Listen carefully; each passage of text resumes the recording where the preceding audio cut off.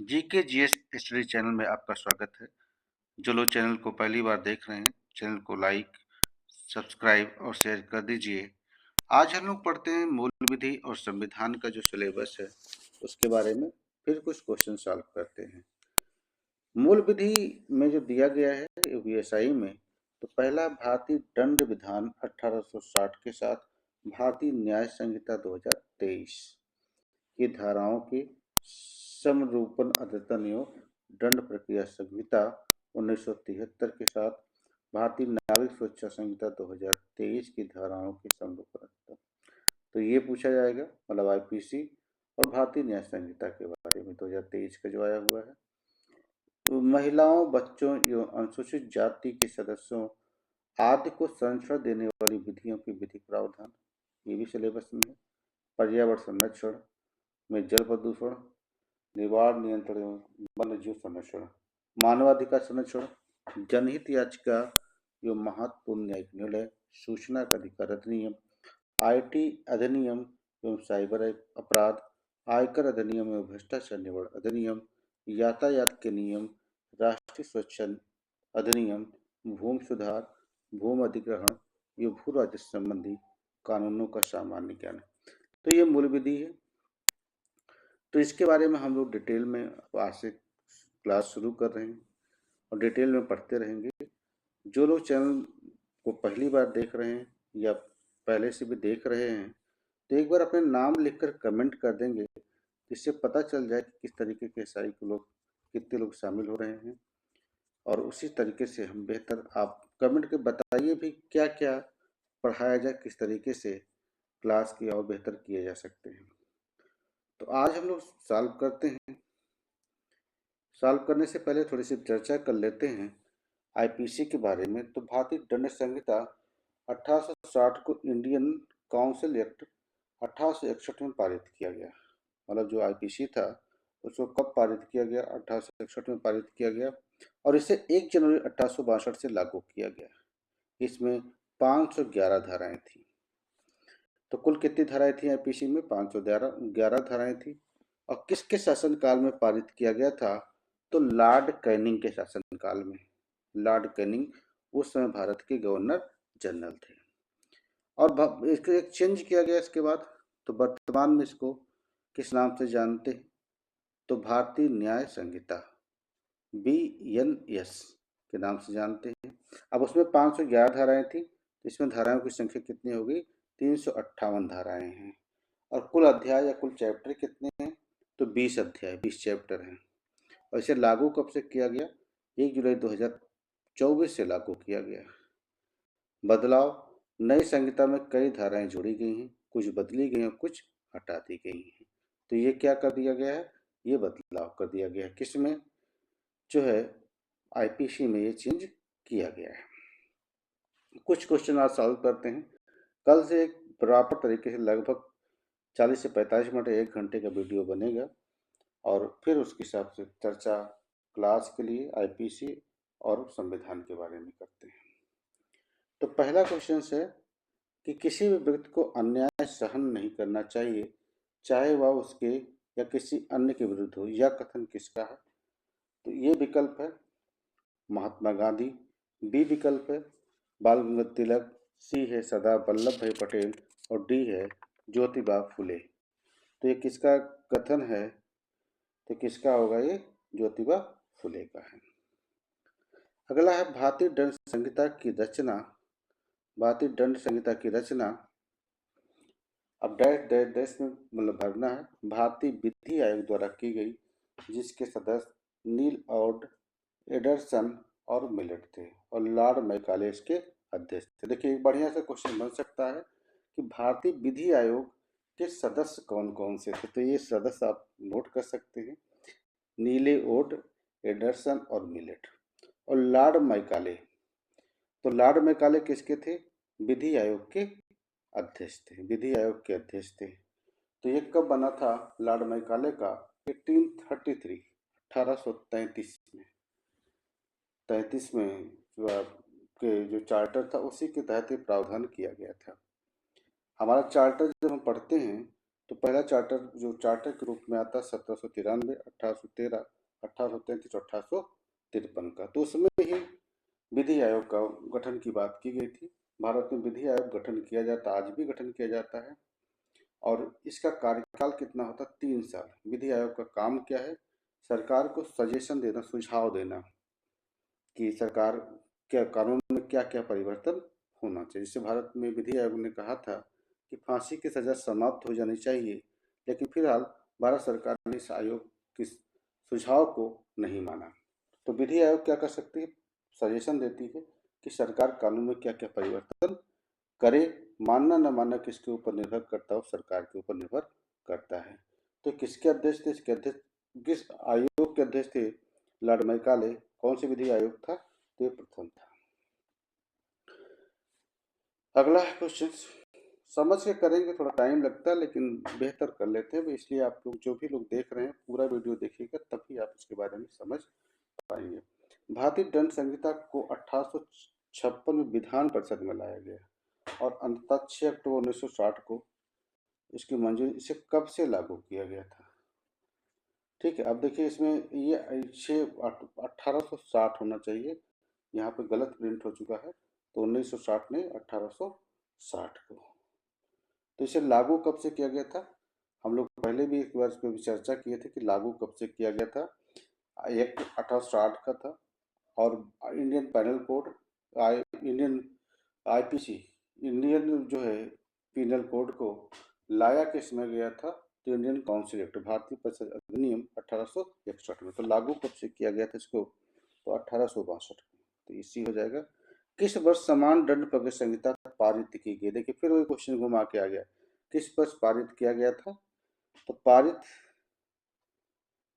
किस वर्ष समान दंड संहिता पारित की गई थी? दंड प्रक्रिया स्थिति, वहां पर सामान्य दंड प्रक्रिया संहिता की बात की गई है, तो इसका आंसर क्या हो जाएगा? 1882 में। दंड प्रक्रिया संहिता 25 जनवरी 1974 को भारत के राष्ट्रपति की स्वीकृति मिली, और यह 1974 को लागू हुई थी। तो ये डेट पूछता कब से लागू हुई थी? वो 1 अप्रैल से, 1 अप्रैल 1974 से लागू हुई थी। आगे बढ़ चलते हैं छठा क्वेश्चन में, और इसमें है भारतीय दंड प्रक्रिया संहिता 1860 को भारतीय न्याय संहिता 2023 द्वारा प्रतिस्थापित किया गया, जिसे भारत के राष्ट्रपति की स्वीकृति प्राप्त हुई। तो इसमें राष्ट्रपति ने स्वीकृति कब दिया था, ये पूछा गया है। तो ये कब स्वीकृति दिया गया था राष्ट्रपति द्वारा? कब दिया गया था राष्ट्रपति स्वीकृति? तो ये क्या हो जाएगा? 25 दिसंबर 2023 को, 25 दिसंबर 2023 को स्वीकृति दी गई थी। अगला है भारतीय न्याय संहिता 2023 के लक्ष्य हैं। भारतीय न्याय संहिता 2023 के लक्ष्य हैं पुलिस की जवाबदेही को प्रोत्साहन करना, बिल्कुल सही है, जन अधिकारों का संरक्षण करना, पारदर्शिता को बढ़ावा देना, उपयुक्त सभी। तो इसमें आंसर क्या हो जाएगा? ऐसे क्वेश्चंस के लिए आप समझ सकते हैं कि आंसर क्या हो सकता है? डी विकल्प। भारतीय न्याय संहिता 2023 के संबंध में कौन सा कथन सही है? इसमें व्यक्तिगत अधिकारों को कायम रखा जाता है, समावेशिता को बढ़ावा मिलता है, अधिक न्यायपूर्ण समान समाज की नींव रखने के लिए आधुनिक प्रौद्योगिकियों को अपनाया जाता है। भारतीय न्याय संहिता 2023 के संबंध में कौन सा कथन सही है? तो आप देखिए इसमें सभी कथन सही है, इसका विकल्प क्या हो जाएगा? इसका हो जाएगा डी। अगला है विधि निर्माताओं के निम्न में से किसके खतरे में डालने वाले कार्यों की सूची का एक नया कानून बनाया गया है? भारत की संप्रभुता, भारत की एकता, भारत की अखंडता, उपयुक्त सभी। तो ऐसे देखिए आप इसमें समझ सकते हैं आंसर क्या हो सकता है? उपयुक्त सभी। क्या हो सकता है? डी विकल्प। और डी विकल्प में क्या हो जाएगा? उपयुक्त सभी। तो डी विकल्प का आंसर हो जाएगा उपयुक्त सभी, ये आंसर आ जाएगा डी विकल्प, डी। ठीक है, अगला है भारतीय न्याय संहिता में किस अपराध को संगठित अपराध के रूप में वर्गीकृत किया गया है? संगठित अपराध के रूप में किसे वर्गीकृत किया गया है? है, न्याय संहिता में किसे वर्गीकृत किया गया है। तो 10वां नंबर क्वेश्चन आ गया है, विश्वासघात, जालसाजी, वित्तीय घोटाला, उपयुक्त सभी। तो इसका आंसर क्या हो जाएगा, उपयुक्त सभी। अगला है, आईपीसी के तहत आने वाली 511 धाराओं को भारतीय न्याय संहिता 2023 में कुल कितनी धाराओं में व्यवस्थित किया गया। देखिए हमने छोटा सा आपको लगभग 1 मिनट में बता दिया था, ऐसे ऐसे क्वेश्चन बार बार अभी देखिए पूछ लिया गया। तो पहले कितनी थी, 511, और वर्तमान में कितनी है। ठीक है, अब देखिए वर्तमान में कितनी हम लोग बात की थी, कितनी है, तो 358। ऐसे चैप्टर भी पूछे जाते थे कितने अध्याय हैं, तो अध्याय कितने हो जाएंगे, 20 अध्याय हैं।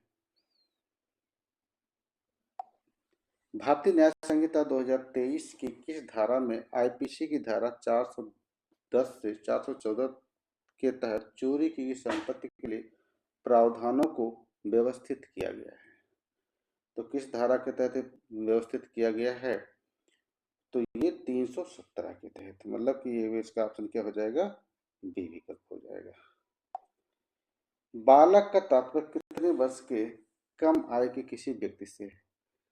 तो बालक का मतलब बालक से संबंधित किससे है, बालक और बालिका दोनों से होता है। बालक का संबंध किससे होता है, तो बालक और बालिका दोनों से, और इसका तात्पर्य कितने वर्ष के आयु से, 18 वर्ष। चलिए तो आगे बढ़ते हैं। बहुत बढ़िया मूल विधि, आप अगर समझ जाएंगे तो बहुत आसानी से कर सकते हैं। बस शब्द को तोड़कर समझना जरूरी है। अगर एक बार समझ गए तो जो हमने बनाया था कि कितने मूल विधि से क्वेश्चन आते हैं, कितने संविधान से आते हैं, तो लगभग 13-14 क्वेश्चन मूल विधि से संविधान से आते हैं, और 6 से लेकर 8 क्वेश्चन वो मूल विधि से आते हैं। ये अभी तक के जो ट्रेंड रहा, 40 क्वेश्चन में लगभग 25 क्वेश्चन के आसपास संविधान और मूल विधि से आ जाते हैं। बाकी हम आपको जल्द ही वीडियो बना देंगे, इसमें कितने कितने क्वेश्चन आते हैं और किस तरीके से हम कर सकते हैं उसके बारे में वीडियो बनाते हैं। अगला है, मृत्युदंड, आजीवन कारावास, कठोर साधारण, संपत्ति की जब्ती और जुर्माने के साथ दंड के हिस्से के रूप में धारा 4 के अंतर्गत पहली बार निम्नलिखित में से किस सेवा को शामिल किया गया है। तो किस सेवा को, पहला है संचार सेवा, बी है गौ सेवा, सी है वृद्ध सेवा, डी है सामुदायिक सेवा। तो इसमें किसका आंसर क्या हो जाएगा, सामुदायिक सेवा या कम्युनिटी सर्विस। अगला, सामुदायिक सेवा निम्न से किस स्थिति में दी जा सकती है। जैसे विकल्प जो है कि कहाँ कहाँ दिया जा सकता है, वह जहाँ लोक सेवा अवैध रूप से किसी व्यापार में संलग्न हो। जो लोक सेवा अवैध रूप से, ठीक है, जो किसी न्यायालय के समक्ष उपस्थित होने में असफल हो, जो व्यक्ति किसी लोक सेवा के उसके आधिकारिक कर्तव्य का निर्वहन करने से विवश करने या रोकने इरादे से आत्महत्या का प्रयास करता। तो इसका विकल्प देखिए क्या हो जाएगा, इसका हो जाएगा उपयुक्त सभी, डी विकल्प। अगला, भारतीय न्याय संहिता 2023 की धारा 69 के अनुसार धोखे से शादी का झूठा वादा करने, यौन संबंध बनाना बलात्कार माना जाएगा, और इसके लिए जुर्माना अधिकतम सजा डैश डैश कर दिया गया, सजा की साधारण या कठोर कारावास की सजा होगी। तो 3 साल, 5 साल, 7 साल और 10 साल। तो आप देखिए स्वाभाविक बात है कि इसमें कठोर कारावास की सजा कितने साल तक होगी, ये हो गया 10 साल तक, डी विकल्प सही हो जाएगा, 10 साल तक का डी विकल्प सही हो जाएगा।